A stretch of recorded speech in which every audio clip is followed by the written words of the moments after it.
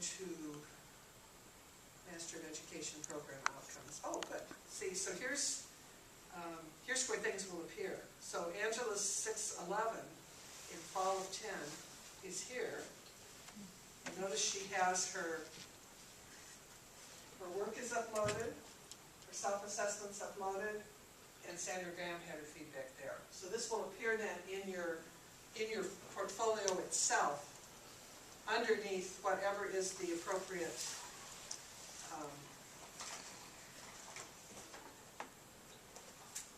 matrix. Angela has additional matrices because she was an undergrad.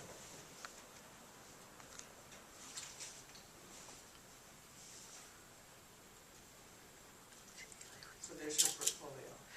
And she also probably has a Master's Communication Matrix, which has nothing in it at the moment. That's one of the places that TLA 612 will appear is in the communication matrix. Might appear in both places. Any questions about that? I went in and made sure that you have all been assigned the TLA 612 Case 3 and the AC 613. So it's on your current work. Okay? If you have any difficulties along the way, just we're an email away. So you know that. Okay. That's the fun thing. Yes. Would you take out whatever you have for running is everywhere? And if you didn't bring something, it was just a memory or something like that, that's okay too. For those of you who did bring something tangible, if you could get that out, please. And you have a yellow page, which you're not going to write in right now. We're going to do it together up on the board. Who brought something that they're just dying to share? All right. Megan. I brought this. And what this is a keychain and medal that I've earned in the last several months through Weight Watchers, because I lost my first 25 pounds and then I lost 10% of my weight, and now I'm at 40 pounds total. And it's been a really amazing, difficult, life-changing journey that will never end, but I'm very proud of it. So. Talk to us a little bit about why did you do that? Why did I bring this? Or why did I do it? Why did I? Tell us more about the story of your going into Weight Watchers.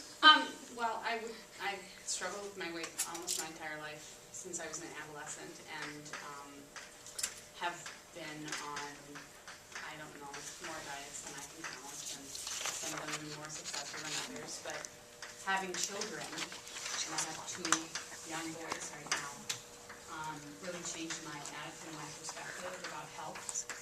And I really feel very strongly that I need to walk the walk for them and model a healthy lifestyle and ensure that I'm going to be around as long as I can to enjoy their lives and, you know, the fruits of my parenting labor. So I think that I have a much stronger motivation now. It's internal, it's real, and it's connected to things that mean a lot to me. Like and what? Like my kids, and being around for them. How old are they? My youngest is 2.5, my oldest is 5, going on 6 in May. So, and having little boys has taught me that having energy is really, really important. They are crazy. Okay. Any questions for Megan? This make sense? And what's the process of getting the key ring? Is there a ceremony or anything? Or? Well, you go to meetings every week, and at the meetings they celebrate people's milestones. And there are certain milestones that are set up in the program. You get recognized for every 5 pounds, but then you also get special recognition for reaching a 5% and a 10% weight loss, because the 10% is supposed to be this magical number where you've improved all of these aspects of your health.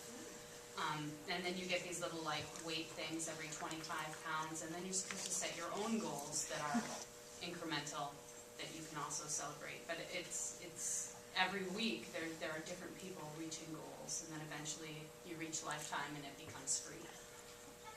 But there are people who attend my meeting who have been members of Weight Watchers for 13, 14, 15, some of them 25 years. You know, people who I would see on the street and never think that they're people who would be Weight Watchers members. But I think it's inspiring and it's motivating to be around people who have achieved their goals. Mm-hmm. And also, you know, some people who have gone through the program and then gained weight and then gone through the program, and you know, it helps you to understand that it's a journey, not necessarily a destination.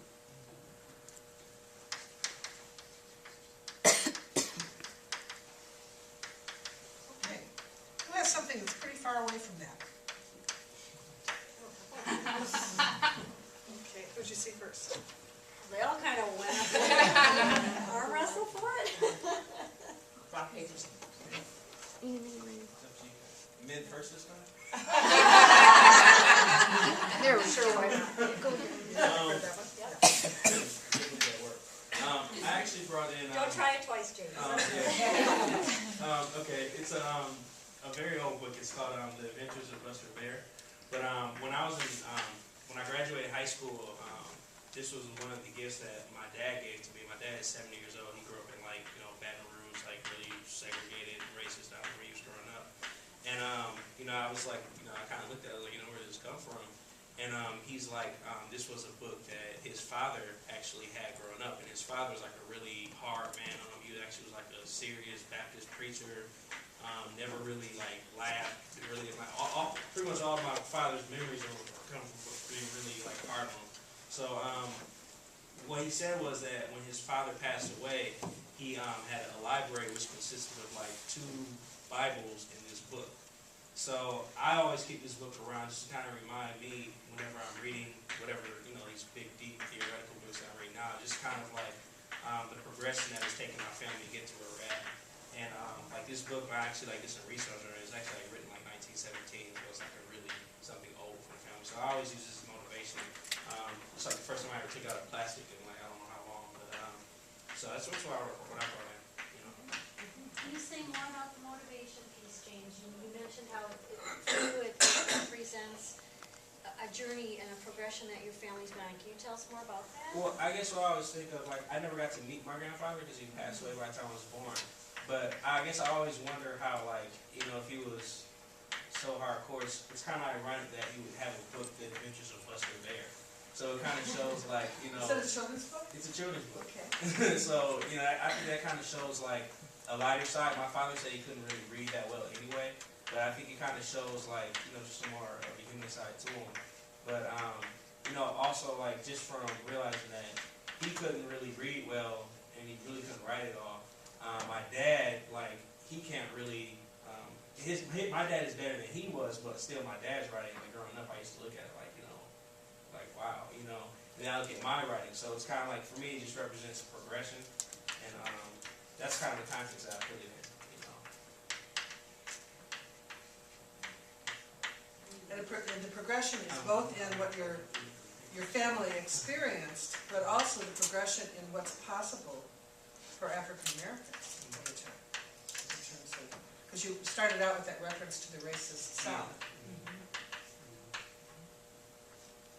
Questions for James? I asked him if he had read it. Yeah, I'm afraid to go because the pages are so delicate. So like I said, this is the first one